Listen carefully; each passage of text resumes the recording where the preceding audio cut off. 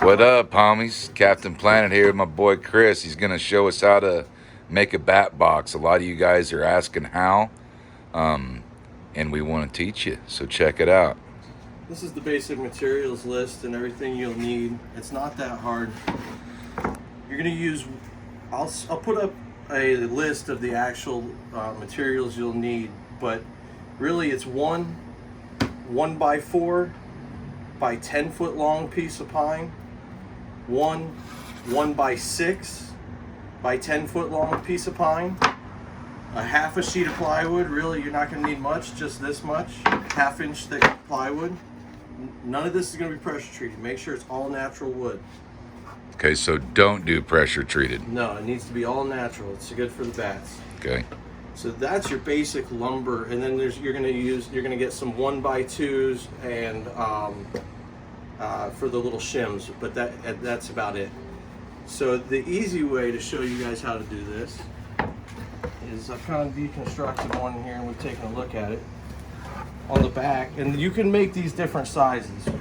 So what I've done is I've cut 5 of these 1x6s and 3 of these 1x4s at 23 7/8 inch long, because each time you cut it, it takes 1/8 of an inch away with the blade width. So if you're not careful, you'll end up with that last board just a little too short. So be careful to make sure you measure it out right.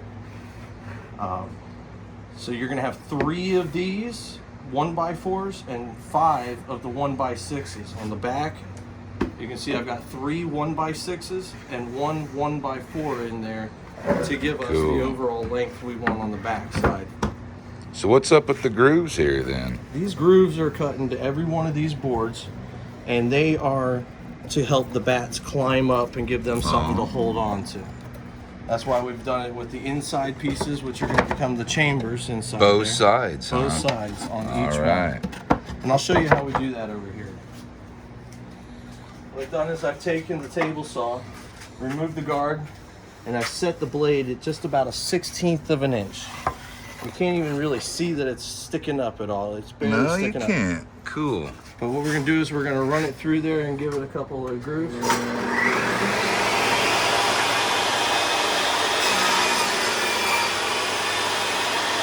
That gives it just a little groove.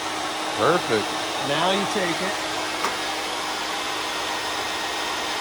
move it 3/8 of an inch closer, turn it around,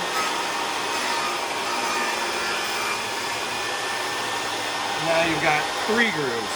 So you can make a total of 4 cuts before you have to change the blade position then? Right, exactly. So especially on those double-sided plywoods, you would run it through each way, top and bottom. Well, what if an old boy ain't got a table saw like that? If you don't have a table saw, then what you can do is take a grinder like this. You can use one of the little metal cutting blades for ceramics and things is good. Cut off wheel. Just about anything will cut wood with the grinder. So you don't have to worry too much.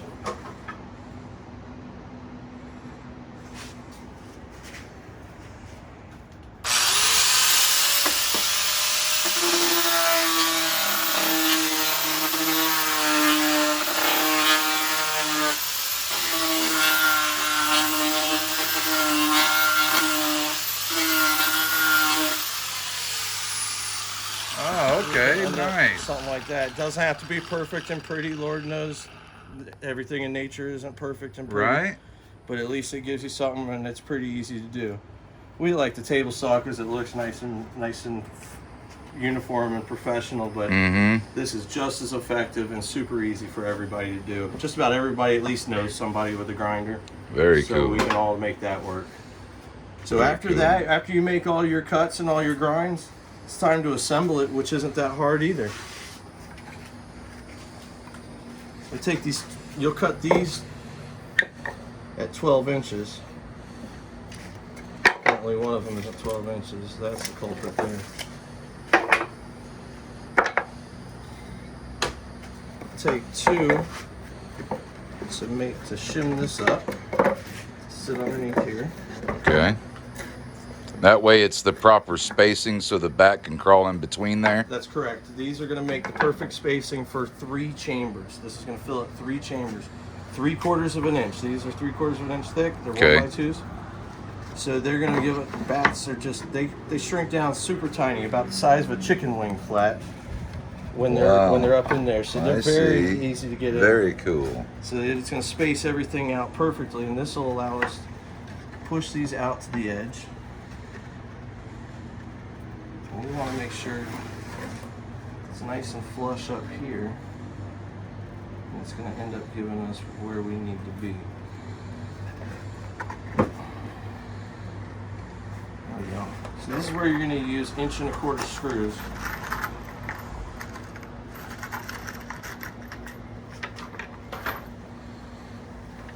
Just going to screw all these pieces together.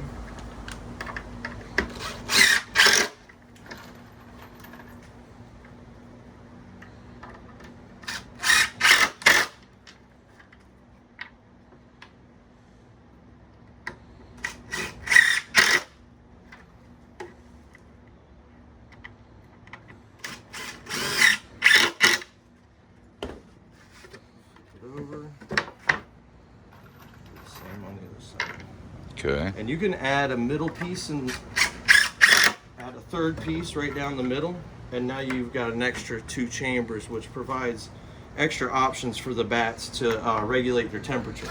One box may be just a little warmer or cooler than the other one. Very cool. So you can add chambers by just doing that, by putting a little centered visor. You can do it down here, so that this whole box and this one, you can do it. You can make as many little chambers as you want. Don't make too many; they like it big. So after that's done, what we do,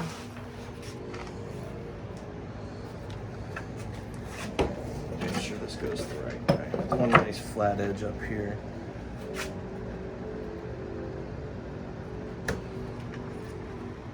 This one's going to be built with an attic feature, and what we mean by the attic feature, I don't know if I have another one boards cut. What we do is we put these little pieces, these little blocks here, and then we would put another board in here to go across, and that gives them a little attic space. In this one here, we're not going to do it. Which is for breeding, right? It is. It's for babies. It's for nesting and resting mothers and their newborn pups to. They're called pups, by the way. Cool. To rest. Flying puppies. Yep. They liked it. They like it up there. We like to give them enough room to move around. And now it's just a matter of finding the middle of this and drilling right into that. And you said, you know, you want to be precise on your measurements as far as like when he's suggesting a certain size screw, you know, take a suggestion, because bats don't have feathers. You know, their wings are made of skin, so they're very susceptible to a screw coming out, and scraping them can like mean the matter of life and death to a bat. You know, with infection settling in later on, and even the colony, you know, because infections exactly. So it's important that you know, not have pointed screws sticking out in the inside where they're going to be nesting. Yeah, it's actually really important, and that's why, like right here, I'm using 2-inch screws, because I've got 3/4 of an inch of wood. And if you look, that screw comes just about 1/4 of an inch. From coming through that piece there. So it makes it nice and tight. It gets all that wood, gets as much grip as possible, while as being as safe as possible. Same thing when we go on the other side. If I was to use that 2-inch screw here, you can look down there. If I was to use that same 2-inch screw to attach all 3 of those pieces, it would go through the bottom and it would poke out for a bat to, we don't to want scratch that. themselves. So that's why we use 1 1/4 on those, and then the 2-inch to hold the rest of everything down nice and tight. Systems for a reason. Yep. So then we can just pull these shims out. We don't need those anymore now that this is in place. Come out. There we go. Move off to the side. Now the inside's assembled, and we can assemble the front. which is really So you got the groove side on the inside so they can climb. all the inside walls except for the sides. They don't because Yeah, it's no real so need. They don't need the sides, but all of these inside walls are going to be grooved so that they can climb up and down. Very cool. Now what we'll do, And you leave a vent, right? yeah, exactly. We're going to assemble them like that, and then right there. Ah. And the way I See do that spacing, guys? it's also 3/4 of an inch. So the easy way to do that is just to grab another piece of scrap wood or whatever, Ah. stick it in there, Yeah. and now you've got your space. Handy man. Make sure it's nice and flush up there. Make sure everything's tight. Perfect. And the one thing I really want to mention that you really need to do, if you notice, all these screws have been drilled with a countersink drill bit. Mm-hmm. So this goes in, and if you look, see it goes in and it drills out the screw head. Yeah. Which prevents you from splitting the wood when the screw head goes down into the wood. Ah. You will break a whole bunch of wood, and you're going to be cussing me if I didn't show you that. And now it's nice and flush, and it doesn't crack. Perfect. Doesn't break. Perfect. Once you get all that done, really, you just put a roof on. It's a little bit bigger, a little bit wider, and stain it. Paint We're it. using a tin roof. And speaking of staining it and painting it, so what colors are suggested, Chris? And keep in mind, we got a lot more than just Florida that watches this page. That's right. So here in Florida, we use a medium brown or gray. Up north, they recommend, and again above the frost line, which is pretty much everywhere up north of us. Yeah. And it's everybody but Florida. They recommend that you guys use medium or dark brown or gray. And again, gray and brown mimic the nature, the colors you see in the bark of trees and nature that would be their habitat. But it also provides extra warmth. In the sun. The darker color. Okay. Color Yeah, it absorbs soaks. the Just like how you don't want to wear a black shirt in the summertime. Exactly. I get it. Cool. So Awesome. if you're trying to keep your bats warm up north, darker colors. If you're not so warm. And you even suggested in some places up in the north that you've heard on studies, because Chris has really learned a lot about this. I'm impressed. As far as height goes, he tells me 15 to 20 feet's optimal because the bats actually have to drop out of here. Right. They can't fly from a standing or sitting position. It's not like a normal bird box where the hole's here and they come flying in. They come flying in from the bottom. Yeah. And dropping out the bottom. So it's a. And you said in those colder areas that they even suggested caulking some of that for insulation. Right, That so way they seal- can stay warm. Right. Seal Where up here the in sides Florida, and everything. we want to vent because our problem in Florida is the bats are too hot. So if you're in, let's say, Kansas, you might not want to, you know what I mean? Like you might not want that vent. Or am I wrong? I'm just asking. A lot of them will want a vent. And again, that's why we have multiple chambers. Okay. So that they can still transverse to. That way to they can warmer. regulate the heat that they So need. the Okay. summertime.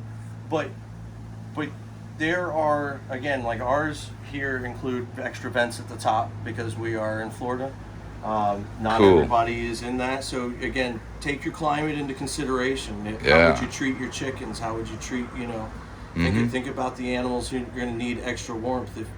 Lord, I used to live in North Idaho, and the temperatures up there would be right. building a bat box is That would be very different. than- Yeah. Cool. So take that into consideration, and feel free to change up any of the dimensions you want. By the way, these sides are 20 inches long, and let me double check. 20 inches, and that's a 22.5-degree angle and a 45-degree angle. Sweet. And you can again mix these up. You can change it up. The And basic you don't design is have really what matters. You don't have this flush because when he puts the roof on, he wants a little gap. That way it's an extra air ventilation. See that? That's just an extra vent now for the homies, for Florida style. Where if you're in Idaho or Kansas, let's say, you'd want that flush. Yeah, you would cut this piece at an angle if you could, if you had a table saw. Otherwise, you can bring it down a bit, fill it with a little piece of trim or something like that. There's ways to fill that in. And Where there's a will, there's always a way. That's right. I'm sure. Leave it to a redneck. All we need is duct tape and baling wire. Figure it out, right? Well, thank you so much, brother. Not a problem, Appreciate it, man. Appreciate you guys. Hope you guys all build one. They're a lot of fun. I can't tell you the joy you'll get watching the bats come pouring out of your bat box. Awesome. You'll really love it. And you said that you install these things too, like people can buy them. Yep. I work for a company called Evolving Landscapes out of DeLand, Florida. We do all sorts of sustainable, natural, as native as possible landscaping and design options. And we really are enjoying doing things like we're just building a chicken coop. Yeah, And bat that's boxes. very cool. I've been doing bat boxes and stuff for years, so it's exciting to partner up with my buddy David and take this to a new level. And you guys can order them. Even the captain's gonna teach him how to install. Dude, I've been over here helping him paint and make all these too, man. I'm not afraid to get my hands dirty. The captain to work and teaching them all about them. Yeah, that way I can help the people out on the West Coast do this. That's right. It's not worth your time to drive 3 hours over there. Well, it's tough to get people to pay for it, Yeah. And we don't want to have to. It's easier if we got more options and it's cheaper for everybody and it's Absolutely more widely available. That's what we want. Hey, and if you can make it yourself, like please do for and you get no money at all doing that. I just love sincerely want to help. I think every yard should really have one. I mean, you can't get enough. One bat the size of my thumb, guys, eats an average of 1,000 mosquitoes a day. And I mean a normal person's thumb, not the size of one of my bare thumbs, okay? All right, thank you, guys. We're hitting it a little bit late here on this one, so we're going to peace out. See ya.